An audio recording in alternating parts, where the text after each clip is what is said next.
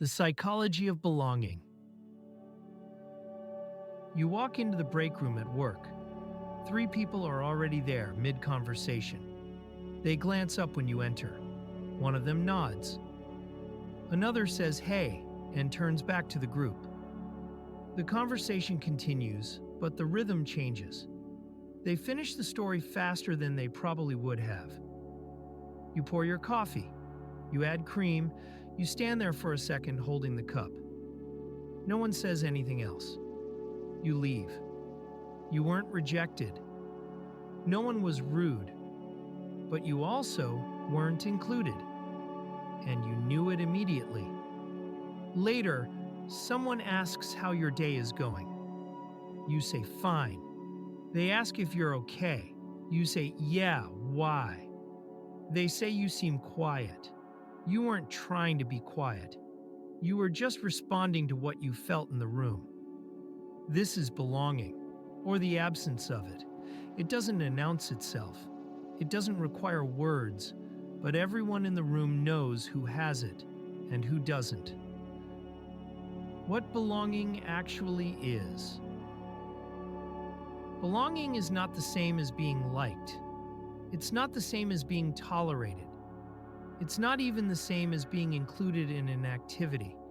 Belonging is the feeling that your presence makes sense, that you are expected, that the group's identity includes you without question. It means people adjust their behavior to make room for you automatically, not because they decided to be kind. When you belong, you don't have to work to stay. When you don't belong, everything you do feels like an effort to justify being there. This feeling shapes how people talk, when they talk, and what they say. It affects how they interpret silence, how they read tone, and how they decide what to share. It runs underneath almost every interaction, especially in groups. And it's not distributed evenly.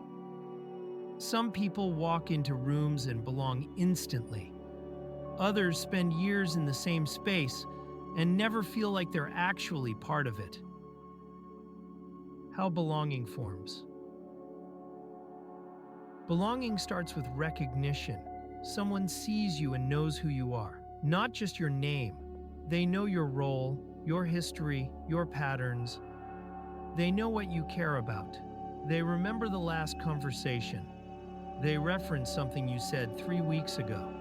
When that happens, you're not starting from zero every time you show up. You're continuing something. That continuation is what makes you feel like part of the structure. A new employee joins a team. In the first few weeks, people are polite. They explain things. They include him in meetings. But the conversation still flows around him, not through him.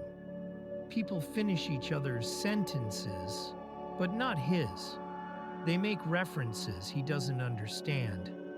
They laugh at things that aren't funny to him yet, because he doesn't have the context. Then one day, someone references something he said in a previous meeting. They don't explain it to the group. They just say it, assuming everyone knows. That moment is a shift. He's no longer new information. He's part of the shared memory. Belonging also forms through repeated presence.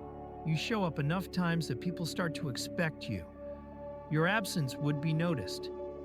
Not because you're important, but because the pattern includes you now. A woman goes to the same coffee shop every morning. For the first month, she orders and leaves. Then one day, the barista starts making her drink before she asks. She didn't request this. It just happened. The barista recognized the pattern and adjusted. That adjustment is a form of inclusion. It says, "You are predictable here, and that's fine. We've made space for that." But belonging doesn't form just because you show up. It forms when the group adjusts its behavior to accommodate you without being asked. When they save you a seat without checking if you're coming. When they assume you'll have an opinion and wait for it. When they don't explain things anymore because they assume you already know. If you have to ask to be included, you don't belong yet. If your absence requires no explanation, you don't belong yet. If people are surprised when you have a strong opinion, you don't belong yet. How belonging shows up in communication. When you belong, people speak to you differently, not more kindly, differently.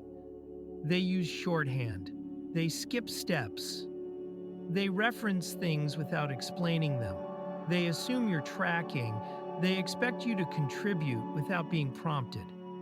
A manager sends an email to the team. It says, "Update, we're moving forward with option 2. Let me know if you need anything." Most of the team replies with, "Got it," or "Sounds good." One person writes back, "Sorry, what was option 2 again?" That question reveals something. That person wasn't in the earlier conversation. Or they were, but they weren't included in the decision making. The others didn't need to ask because they were part of the process. This person is receiving information, not shaping it. When you don't belong, people over-explain. They define terms you probably know. They check in more. They say, "Does that make sense?" more often. They frame things as suggestions, not assumptions. This isn't always kindness. Sometimes it's distance. A team is planning an event. One person says, "We should do it on Friday." Another person says, "What if we did it on Friday?" Same idea. Different phrasing. The first person is stating what will happen. The second person is asking permission to be part of what happens. That difference comes from belonging. Belonging also shows up in timing. When you belong, people wait for you. Not politely, naturally. They pause before finishing the thought because they expect you might have something to add.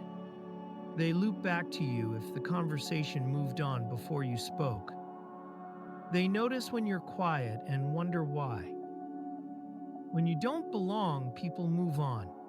They don't wait. They don't ask. If you take too long to respond, the moment passes. If you speak after the conversation has shifted, you get a polite nod, but no one picks up the thread. You're not ignored. You're just not central. A group is texting about weekend plans. Messages come in fast. Someone suggests a restaurant. 3 people react immediately. One person types, "I'm in." Another types, "What time?" Another sends a thumbs up. One person doesn't respond right away. 20 minutes later, they write, "That sounds fun." By then, the group has moved on. They've picked a time. They've divided up who's driving. This person's response gets no reply. Not because anyone is being rude. Because the decision already happened. Their input wasn't needed. That's what not belonging feels like. You're part of the group on paper, but the process runs without you. Silence also works differently depending on belonging. When you belong, your silence is interpreted generously. People assume you're thinking, or that you agree, or that you're busy. They don't take it personally. When you don't belong, silence gets read as disinterest, or anger, or confusion. People start checking in. You okay? Thoughts? Did that make sense? The silence becomes a problem to solve instead of a normal part of interaction. A team is debating a strategy in a meeting. One person hasn't said anything for 10 minutes. If that person is the senior leader, no one worries.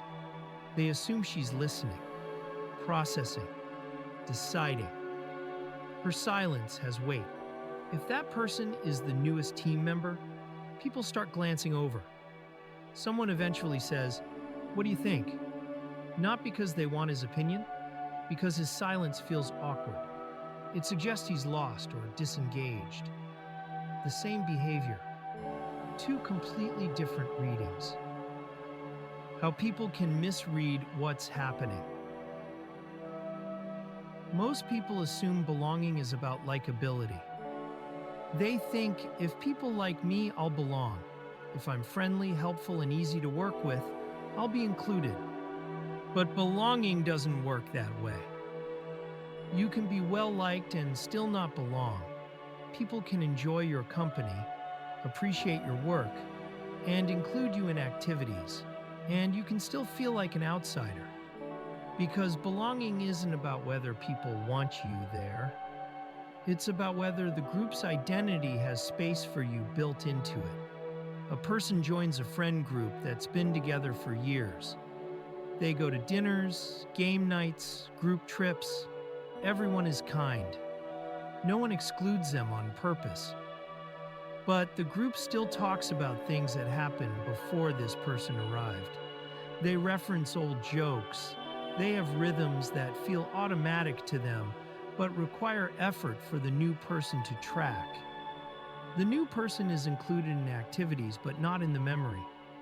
And that difference is the gap between participation and belonging. People also misread the behaviors that come from not belonging. They see someone being quiet and think that's their personality. They see someone over-preparing and think they're anxious. They see someone hesitating and think they lack confidence. But often these behaviors aren't about personality. They're responses to not belonging. A woman joins a team where everyone else has worked together for years. In meetings, she takes detailed notes. She doesn't interrupt. She waits until there's a clear pause before speaking. She phrases her ideas as questions. Would it make sense to try this? I might be missing something, but what if we did it this way? Her colleagues see her as uncertain, tentative, not very assertive. What they don't see is that she's reading the room. She can tell she's not fully part of the flow yet. So she's being careful. She's managing the risk of saying the wrong thing at the wrong time. She's not uncertain about her ideas. She's uncertain about her standing. If she belonged, she'd speak differently. She'd say, "Let's try this." She'd interrupt when she had something to add. She'd assume people wanted to hear from her. The ideas would be the same. The confidence would look different. People also assume that if they're working hard and contributing, belonging will follow. But contribution doesn't create belonging. Recognition does. And recognition doesn't always follow contribution. A person works late, takes on extra projects, delivers good results. But in meetings, their ideas get acknowledged briefly, and then the conversation moves on.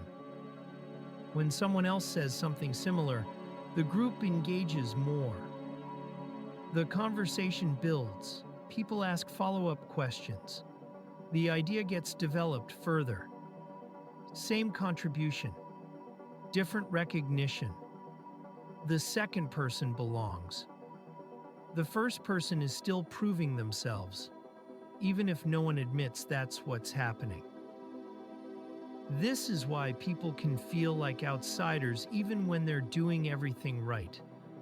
They think the problem is their behavior. They try to be more helpful, more visible, more engaged. But belonging isn't earned that way. It's granted. And the group decides when and whether to grant it, often without realizing they're making that decision. How the pattern sustains itself. Belonging creates more belonging. Not belonging creates more distance. The dynamic reinforces itself through small interactions that seem unrelated. When you belong, people give you information early. They tell you what's happening before it's finalized. They ask your opinion while things are still being decided. This keeps you in the loop. It keeps you relevant. You stay included because you were included early. When you don't belong, you find out later. You hear about decisions after they're made. You get invited to meetings after the direction has been set. You're asked to execute, not to shape. This pushes you further to the outside, even if no one intended that. A manager is planning a reorganization. She talks to 3 people on her team before announcing it. She asks what they think. She adjusts the plan based on their feedback. When the announcement comes, those 3 people aren't surprised. They're prepared. They feel ownership over the outcome. The rest of the team hears about it at the same time as everyone else. They're told what's happening, not asked. This doesn't mean the manager dislikes the others. It means she trusts certain people more, or feels closer to them, or sees them as more central to the team's identity. That closeness came from previous interactions, and now it's shaping future ones. Belonging also sustains itself through interpretation. When you belong, people interpret your actions generously. If you're late, they assume you were busy. If you push back on an idea, they assume you're being thoughtful. If you make a mistake, they assume it was an exception. When you don't belong, the same actions get read more harshly. Late means disorganized. Pushback means difficult. A mistake means careless. You don't get the benefit of the doubt, not because people are unfair, but because there's no established pattern of trust to draw from. A person misses a deadline. If they belong, the team says, "That's not like her. She must be overwhelmed. Let's check in and see how we can help." If they don't belong, the team says, "We can't count on him." This is becoming a pattern, even if it's the first time. The interpretation comes from the relationship, not the behavior. The absence of belonging also makes people more cautious. If you're not sure you're fully included, you start managing risk. You don't share rough ideas. You don't admit uncertainty. You don't ask for help. You present finished work instead of works in progress. You wait to speak until you're sure your point is solid. This caution makes sense, but it also keeps you at a distance because belonging deepens through vulnerability, not performance. People feel close to those who show them unfinished thoughts, mistakes, and doubts. But you can't do that if you're not sure it's safe. A team has a weekly brainstorming meeting. Most people throw out half-formed ideas. They say things like, "This might be stupid, but what if we..." They build on each other's rough drafts. They laugh when something doesn't work. One person never does this. She only speaks when she has a fully developed idea. She presents it clearly, with evidence. The team respects her contributions, but they don't feel close to her. She's competent, not connected. And the distance isn't her fault. She's responding to the fact that she doesn't belong yet. But the response makes it harder to close the gap. Belonging also fades if it's not maintained. You can belong for years and then lose it, not because you changed, but because the group did. New people join, priorities shift, the center moves, and if you're not part of that shift, you drift to the edge without anyone announcing it. A person has been with the company for 8 years. She used to be in every major meeting. Her opinion mattered. People came to her with questions. Then the company hires 3 senior people in quick succession. They bring new ideas, new energy, new relationships. The old conversations don't include her as much anymore. Not because anyone decided to exclude her, but because the new people form a center, and she's not part of it. She still works there. She still contributes. but she doesn't belong the way she used to. And she feels it in 100 small ways. The delay before someone responds to her email. The meeting she's no longer invited to. The decisions that happen without her input. Nothing dramatic, just a slow, quiet shift. Why this is hard to see from the inside. Belonging is hard to see because it operates below the level of explicit decision-making. No one sits down and decides who belongs. It happens through accumulated micro-interactions that feel natural to everyone involved. The people who belong don't notice they're being favored. They just notice that things feel easy. Conversations flow. People respond quickly. Their ideas get traction. They assume this is normal. They don't realize that for others, the same space feels effortful. The people who don't belong often can't name what's wrong. They just know something feels off. They're included in activities, but not in the atmosphere. They contribute, but don't feel seen. They're present, but not woven into the fabric. This feeling is real, but it's hard to point to.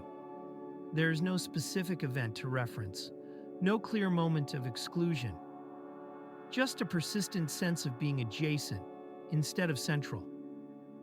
Belonging also gets confused with other dynamics. People think it's about status, or competence, or likability. But you can have high status and not belong. You can be competent and not belong. You can be liked and not belong. A consultant is brought in to help a team solve a problem. She's an expert. Everyone respects her. They listen when she talks. They implement her recommendations. But she doesn't belong. She's a resource, not a member. The team talks differently when she's not in the room. They relax, they joke, they speak in shorthand. When she's there, they perform. Not in a bad way, but they're aware of her. They adjust. That awareness is the gap. She has status, but not belonging. Belonging is also invisible to people on the outside. If you ask someone whether a person belongs, they might not be able to answer. They'll say, sure, they're part of the team. But if you watch the interactions, you'll see the difference. You'll see who gets interrupted and who doesn't. Who gets remembered and who gets overlooked. Who gets the benefit of the doubt and who has to re-explain themselves. One more reason this is hard to see. People don't want to admit they're making these distinctions. Most people believe they're fair. They believe they treat everyone the same, and in many ways they do. But belonging isn't about fairness. It's about familiarity, comfort, shared history. These things create closeness without intention, and closeness creates belonging without announcement. What happens when belonging shifts? Belonging can appear suddenly. A person spends months on the outside, and then something shifts. Maybe they handle a crisis well. Maybe they say something in a meeting that resonates. Maybe someone senior vouches for them. The group adjusts. Suddenly, the person is included in different conversations. Their name comes up in planning. People assume they'll be there. The shift isn't always visible to the person experiencing it, but they feel it. Things get easier. They stop second-guessing themselves. They stop working so hard to be noticed. Belonging can also disappear suddenly. A person who has been central for years makes a mistake, or conflicts with someone important, or just stops being useful in the way they used to be. The group doesn't exile them, but the warmth cools, invitations slow down, responses take longer. The person is still technically included, but they're no longer essential, and they feel that change before anyone says a word. A senior employee loses a major account. It wasn't entirely his fault, but it happened on his watch. For a few weeks, things seem normal. Then he starts to notice. Meetings are scheduled without him. Decisions are made and then shared with him after. People still talk to him, but the tone is different, more formal, more cautious. He hasn't been fired. He hasn't been demoted. But he's been moved to the edge. The group is hedging. And that hedge shows up in 1,000 tiny adjustments that no one would ever name out loud. Belonging is also fragile across context. You can belong in one setting and be completely outside in another. A person is deeply embedded at their work team. They're respected, consulted, central. Then they join a volunteer board. Same skills, same personality. But in this new group, they're invisible. Their comments get polite nods, but no follow-up. No one asks their opinion. No one remembers what they said last meeting. The difference isn't them, it's the structure. In one place, their presence has been woven into the group's identity. In the other, it hasn't. This is why starting over is so hard. You're not just learning new information, you're rebuilding belonging from scratch. And that process is mostly out of your control. You can show up, you can contribute, you can be friendly, but you can't force the group to adjust its identity to include you. That happens on their timeline, not yours. Closing reflection. Most people move through the world not thinking about belonging until it's missing. When it's there, it's invisible. The room feels comfortable. Conversations feel easy. You say what you think without running it through 3 filters first. You don't track who responded and who didn't. You don't wonder if you should have been invited. You just exist in the space, and the space makes room for you. When it's gone, everything becomes visible. You notice who speaks and when. You notice who gets remembered and who gets overlooked. You notice the difference between being included in an event and being part of the fabric. You start measuring distances you didn't even know were there. Belonging isn't something you earn through perfect behavior. It's not a prize for being likable or competent. It's the result of repeated interactions where the group decides, often without realizing it, that you're part of the structure now. Your presence makes sense. Your absence would be felt. You're expected, not tolerated. And the absence of belonging isn't a moral failing. It's not proof you're doing something wrong. It's just a gap between where you are and where the center is. Sometimes that gap closes. Sometimes it doesn't. Sometimes you belong in one place and not another. Sometimes you belong for years and then lose it when the group changes. The thing to notice is how much of daily life is shaped by this dynamic. How people speak differently depending on whether they belong. How silence gets interpreted differently. How mistakes get forgiven or remembered. How ideas get traction or fade. How effort becomes visible or invisible. Most people are navigating this constantly without naming it. They're adjusting their tone, timing, and contributions based on where they stand. They're reading the room, managing risk, watching for signals that tell them whether they're in or out. And most of the time, no one talks about it. Because belonging doesn't announce itself. It just structures everything quietly underneath.